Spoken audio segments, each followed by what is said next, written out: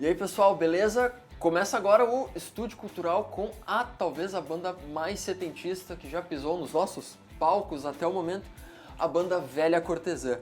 Antes de tudo, guris, obrigado por nos receberem aqui na casa de vocês. Isso, a gente agradece, né? Que também é o estúdio de vocês. Isso. Exatamente. E depois eu vou lá fora conversar com os vizinhos para saber se eles têm alguma reclamação, porque vocês ensaiam aqui, né?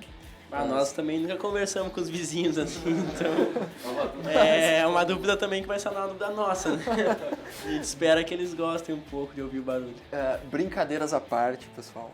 A Velha Cortesã, ela tem uma história um pouco recente, mas ela já tem tocado bastante em eventos da cidade, né? Em alguns eventos, tocou recentemente.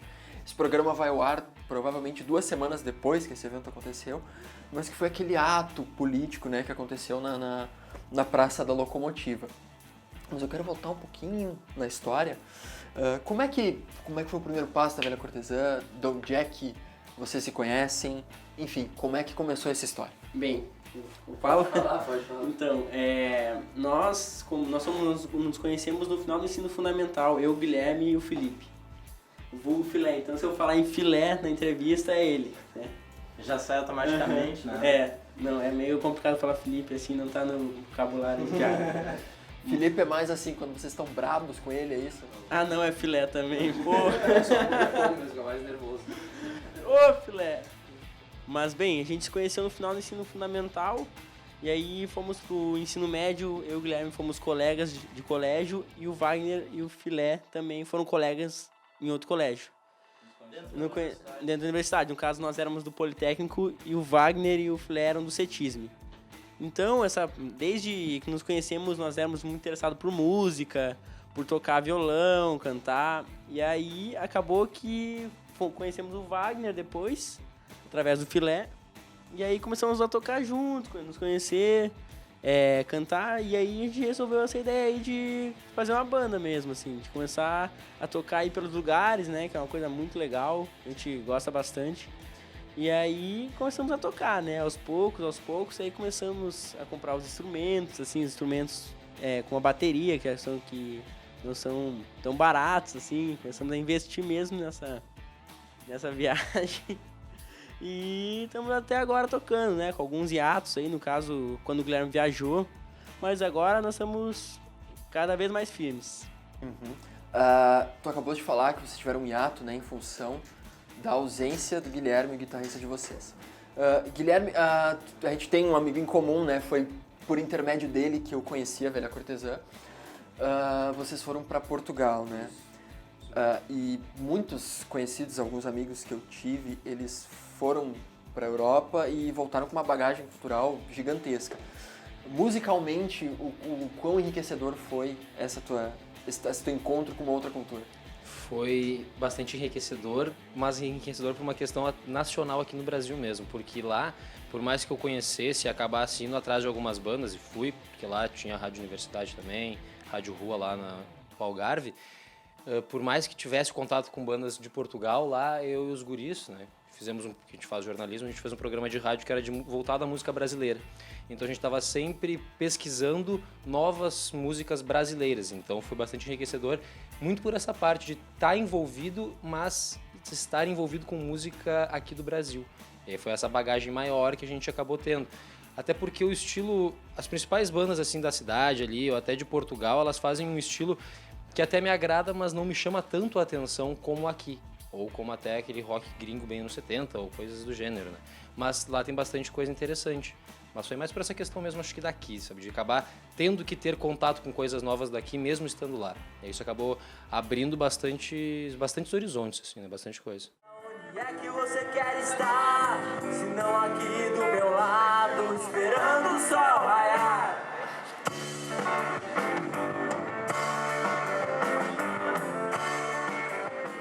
E agora eu vou voltar um pouquinho, né? Porque eu disse que a Velha Cortesã é a banda mais setentista que já apareceu aqui no Estúdio Cultural até o momento. O pessoal de casa deve ter ficado um pouco na dúvida, porque vocês ainda não tocaram nenhuma música pra gente. Mas eu já tive a oportunidade de ver vocês ao vivo e eu percebi logo de cara essa pegada setentista, né? a pergunta que eu quero fazer é o seguinte, vocês são novos, né? A gurizada mais jovem, dificilmente hoje em dia tem essa veia do rock mais clássico, do rock mais antigo. De onde é que vem essa herança na música de vocês? Eu vou falar por mim e vocês falam por vocês, pode ser, eu não vou responder pelos outros. Eu comecei a tocar, eu comecei a escutar muito Skank, isso me fez gostar de violão, e o que me fez gostar de guitarra foi Guns. Foi isso, sabe? E eu ouvi muito anos 80, a farofa dos anos 80, aquele hard rock glam metal, aquele troço... Metal farofa, isso, o hair metal. O hair metal, o farofão aquele. E aí, a partir disso, chega uma hora que a gente meio satura, assim, do que a gente ouve sempre. A gente começa a buscar outras veias. E aí, como eu ouvia muito aquilo, e aquilo era muito influenciado pelos anos 70, eu acabei indo muito atrás disso, de começar a escutar Led Zeppelin, de começar a escutar Black Sabbath, e de começar a me interessar de fato por essa construção musical dos anos 70, por essa pegada dos anos 70. E eu acho que isso os guris também acabaram ouvindo. Cada um tem... Tipo, eu falo que eu comecei ouvindo anos 80. Talvez alguns dos guris gostem mais dos anos 60, por exemplo. Só que acho que um ponto de encontro onde todo mundo acabou gostando muito, isso não só para música gringa como Led Zeppelin e Black Sabbath que eu falei, mas também para música nacional, bandas muito boas, Casa das Máquinas e bandas assim que tocaram muito nos anos 70, acabaram sendo um ponto de encontro, eu acho. Eu acho que a gente acabou chegando nisso, não sei o que é. Não, acho que não tem muito a falar, acho que é bem parecida a história mesmo, assim. A gente sempre conhece uma coisa pelos pais, amigos, assim.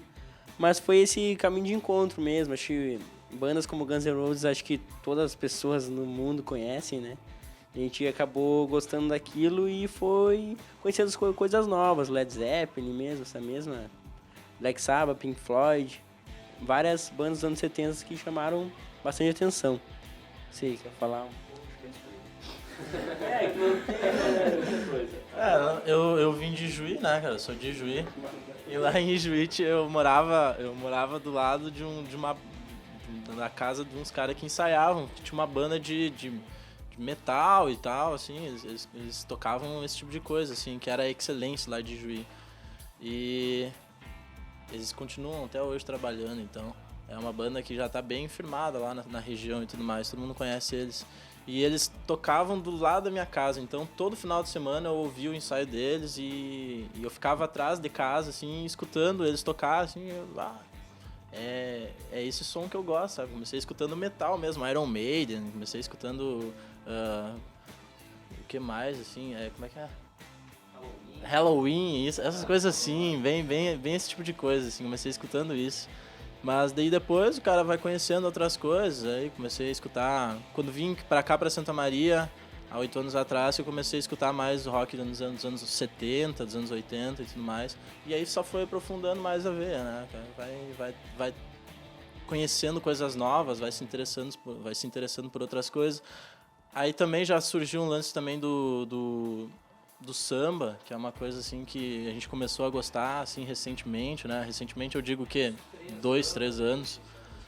E a gente começou a conhecer mais também, então a nossa gama musical assim que a gente gosta é bem grande, assim, a gente pelo menos o que vocês contam é que vocês tiveram um amadurecimento musical bem amplo, né? E que acho que isso tudo agora está refletindo nas composições de vocês. Exatamente, né? Isso aí que tu toca num ponto importante, porque as pessoas às vezes vêm perguntar assim, mas que tipo de som, que estilo de som é o som de vocês, sabe? Daí a gente fica assim, não sei, porque a nossa música ela tem assim várias influências, sabe? Muita coisa misturada ali e é difícil assim tu definir um padrão assim pra música, dizer, é rock and roll, sei lá, é um heavy metal, é o quê, sabe? Não sei, é uma mistura de todas essas nossas influências, sabe? O que a gente também percebe, né? Claro, fica evidente que vocês são amigos há muito tempo, vocês têm uma história juntos. O que eu percebo aqui também é que mesmo nos ensaios, pelo fato de vocês ensaiarem na casa do Filé, né? É que tem esse ambiente bem familiar, né? Então, agora há pouco tinha criança passando aqui, tinha criança brincando e tal. Ajuda a criar esse elo um pouco mais forte, penso eu, ou eu estou errado? Isso, a família do Filé, que é uma família bem tradicional, né? Que a gente costuma dizer, assim, é uma família que toma café da tarde às 4 horas da tarde, Todo domingo tem o churrasco e a cerveja, né? É uma coisa assim bem tradicional realmente, né? Uma família tradicional brasileira, né? E isso realmente traz um aconchego, né, para nós maior aqui. A gente se sente em casa quando vem para cá, né? Todo mundo se sente muito à vontade aqui, todo mundo vai, conversa, abre a geladeira, pega uma água, sei lá, sabe? Não tem muita frescura assim. Então a gente é bem íntimo já de todo mundo aqui. Então é uma coisa que garante uma tranquilidade para nós, assim. Vocês querem falar alguma coisa? Esse é um ponto também que ele acabou ajudando muito na parte das composições, porque a gente se sentindo em casa, se sentindo confortável, acaba dando uma segurança para a gente poder trabalhar tranquilo e poder não depender de um estúdio que a gente tem que pagar e ter uma hora limitada, é uma coisa que ajuda muito. Então, guris, a gente conversou um pouco sobre a história da Velha Cortesã, sobre as influências da Velha Cortesã. Eu acho que o pessoal que está assistindo deve estar curioso para saber como é que é o som da Velha Cortesã. Vamos de música, então? Vamos lá, então. Nesse mundo cheio de obrigações e eu sozinho aqui, com medo de sair, então me diverti. Nesse mundo cheio de obrigações, estou triste sem porquê. Você pode me responder. Estou saindo agora atrás de você. Eu não aguento mais brigar com todo mundo. Quando eu posso lhe dar flores, eu quero fazer da tua vida um parque de diversões. Eu quero fazer da tua vida um parque de diversões. Eu não aguento mais brigar com todo mundo. Quando eu posso lhe dar flores, eu quero fazer da tua vida um parque de diversões. Eu quero fazer da tua vida um parque de diversões. Não tenha medo das subidas e descidas. Só aproveite como se não tivesse fim.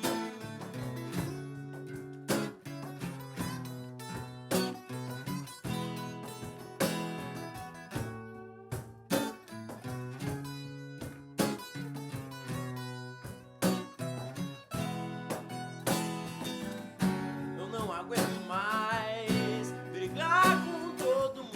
Quando eu posso lhe dar flores, eu quero fazer da tua vida um parque de diversões.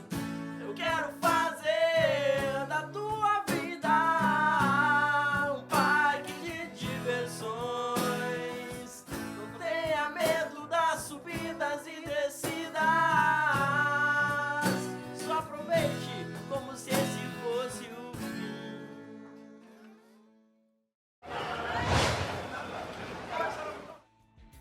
Oi, gente, tudo bem? A dica de hoje é mais que um filme, é um box para os fãs de fantasia e de ficção científica. É esse aqui, ó, Lovecraft no cinema. Ele foi lançado no meados do ano passado, com exclusividade pela Livraria Cultura. Distribuído pela Versátil Home Video, que é uma distribuidora fantástica, que está lançando várias coisas de horror, de cinema fantástico também, e muita coisa de cinema italiano, principalmente Giallo, filmes de horror italiano. Mas esse box em especial é uma homenagem ao H.P. Lovecraft, que é o pai do terror moderno na literatura, e que foi, de certa forma, redescoberto por uma nova geração nos anos 80, em função de um filme, que é o filme que abre essa caixa, que é o Reanimator, também conhecido como A Hora dos Mortos-Vivos aqui no Brasil. Quem assistia o Cine Trash, apresentado pelo nosso querido José Mujica Marins, o Zé do Caixão, com certeza assistiu o Reanimator várias vezes. No entanto, a versão que está nessa caixa é impecável, uma imagem incrível, totalmente remasterizada. Então, assim, os fãs vão adorar rever. E quem não conhece vai ter uma grata surpresa porque o filme tá lindo, a edição da Versátil tá incrível. A partir do lançamento do Reanimator e do Além, os livros do HP Lovecraft acabaram ganhando novas edições, né? A caixa ainda contém o A Beira da Loucura, que é um filme do John Carpenter. Quem assistiu Halloween sabe quem é o John Carpenter. Só que o A Beira da Loucura é diferente. É um roteiro original, onde o Carpenter, como bom leitor do HP Lovecraft, buscou referências. Tudo que tem na obra, todos os detalhes, os tipos de personagem, os tipos de trama, o clima das cenas é muito parecido com os livros do Lovecraft, mas é uma história original. E ainda de brinde, para quem comprar a caixa, tem um documentário chamado Lovecraft, Medo do Desconhecido. Tem depoimento do Stuart Gordon, tem depoimento do Guilherme Del Toro, que é outro fã do HP Lovecraft. E tem historiadores falando da importância da literatura do Lovecraft para o terror que a gente tem hoje, né? Para os filmes de terror e também para os livros, para os autores de terror que a gente tem atualmente. Então, a caixa Lovecraft no cinema, tá? Vá à Livraria Cultura, não é jabá, a gente está fazendo porque a caixa é muito boa mesmo. Garanto o seu, porque é... E para fazer o programa completo, então, leia HP Lovecraft e assista a caixa Lovecraft no cinema. Semana que vem tem mais. Beijos da Bia e tchau!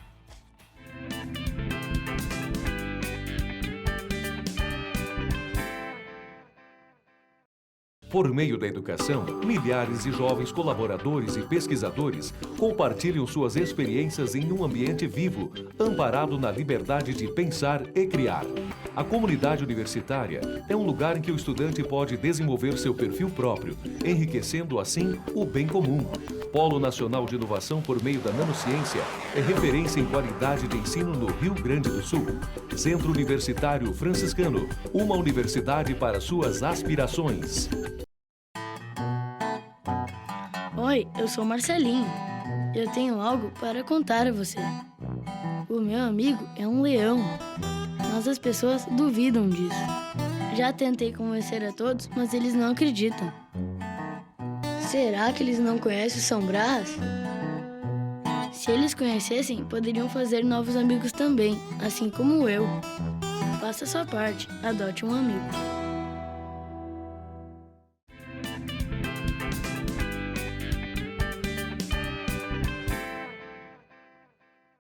Estúdio Cultural está de volta na casa, estúdio lar da velha cortesã. QG, exatamente. Gurias, a gente estava conversando antes, né, sobre as influências e tudo mais. Eu reparei durante a música que fica mais que evidente que vocês têm uma certa influência setentista, porque é um violão recheado de adesivos de bandas dos anos 70. Né? Mas ele tá aqui, inclusive, né? Pantera, além de ser o nome da banda, também é o nome do violão. Na verdade é só do violão. Só do violão. Ok. A gente estava comentando, né, que vocês vivem nesse ambiente bem familiar. E claro que toda casa fica num bairro que tem outras casas, né? A gente tem casas bem perto aqui.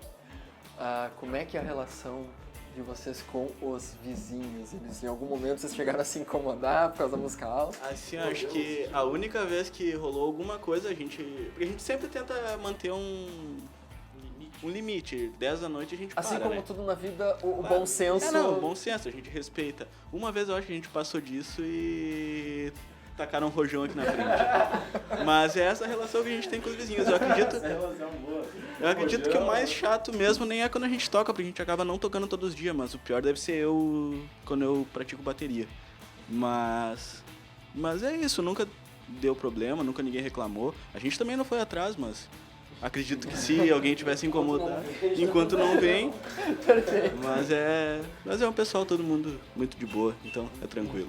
O quanto da veia política, que era bem característica de algumas bandas, justamente nos anos 70, 60, o quanto dessa veia política existe na velha cortesã? Eu acho que assim, a gente normalmente, e não só entre a banda, mas entre o grupo de amigos que a gente tem, a gente sempre fala alguma coisa relacionada a isso, sabe? Pode ser no meio de uma zoeira ou pode ser num comentário mais ácido ou sarcástico, que a gente faz muito também, nessa relação saudável que a gente tem entre amigos, acaba surgindo. Então, eu acho que sempre acaba surgindo um pouco dessa questão política inserida em diálogos e em conversas. E vai muito da vibe de cada um de nós, eu acho, né? Quando alguém vai escrever uma letra, sabe, como a pessoa está no momento, ou como ela pensa no momento. E aí eu acho que isso acaba influenciando. Eu não sei se... A gente não pode dizer que a gente é uma banda que milita a favor de algo, ou que não milita, ou enfim, sabe, que veste a camisa partidária ou veste a camisa do movimento. Não é isso, mas eu acho que a gente tem um pouco de consciência do que acaba acontecendo, sabe? Do que acaba acontecendo, do que acaba rolando. Até porque hoje, se tu não tem consciência, tu não tem porque tu não quer, né?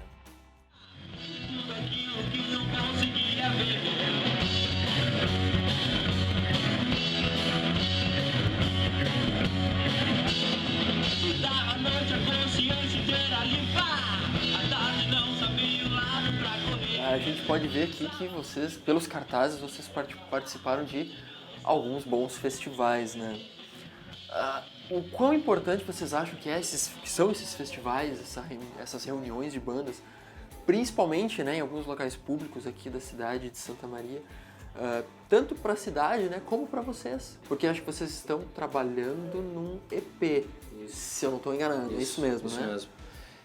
Assim, esses festivais, e não só festivais, mas até de alguma apresentação solo, eles são muito importantes porque eles te dão uma certa visibilidade e eles te mostram para a população da cidade, ou enfim, da população, muito que cai na internet não é mais a da cidade, mas tu acaba atingindo muito mais o local, questão de proximidade.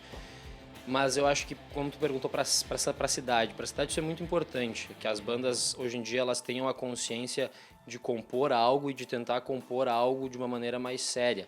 Porque, eu não digo séria, tipo letras sérias, mas tipo com uma finalidade no fundo que seja de trabalhar essa música e divulgar essa música ao ponto que ela fique o mais bem trabalhada e divulgada. Levar a coisa a sério mesmo. Exato, levar a coisa a sério, não ficar engessado num gênero, numa letra, num estilo.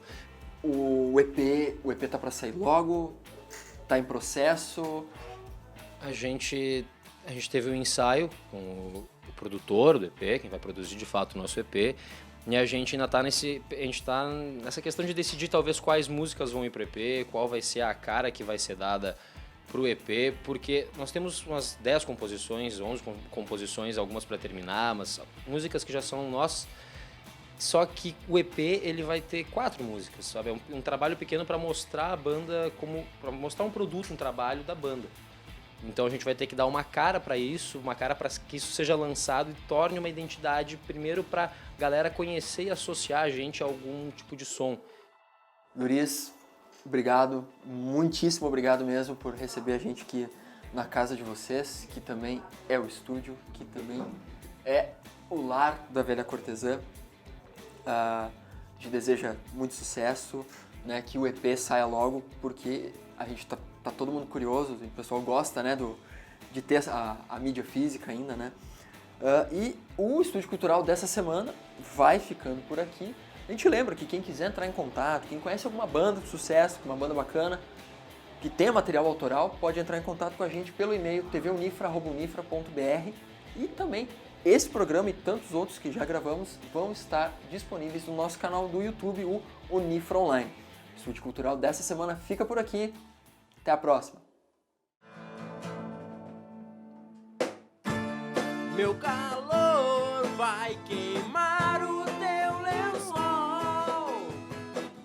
Tô aqui na pele, excita até o pôr do sol. Por isso cuidado, menina, não me prenda amarras. Eu cheguei na hora certa, mas sou a pessoa errada.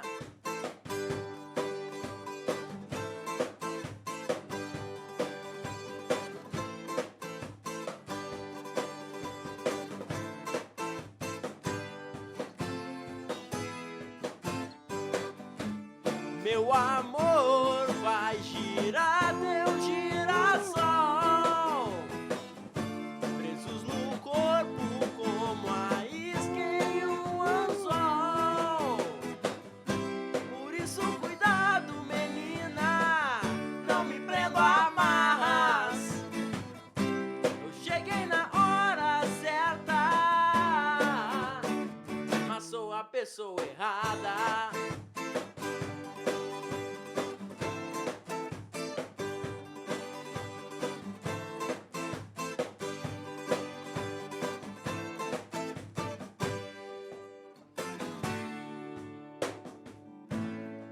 cedo em casa, pensei em te ver.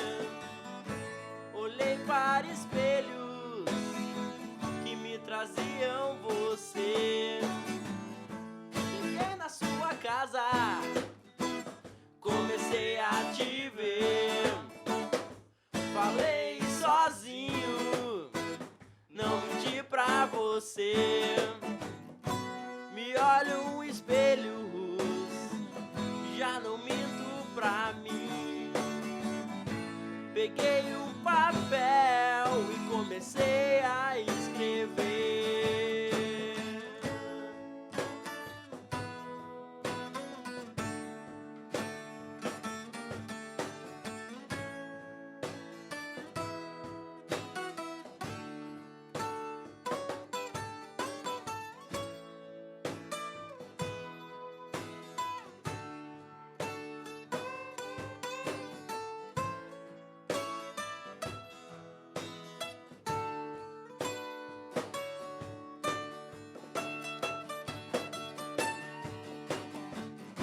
Por isso cuidado, menina, não se prenda a amarras. Você é a hora certa e eu a pessoa errada. Por isso cuidado, menina, não se prenda a amarras.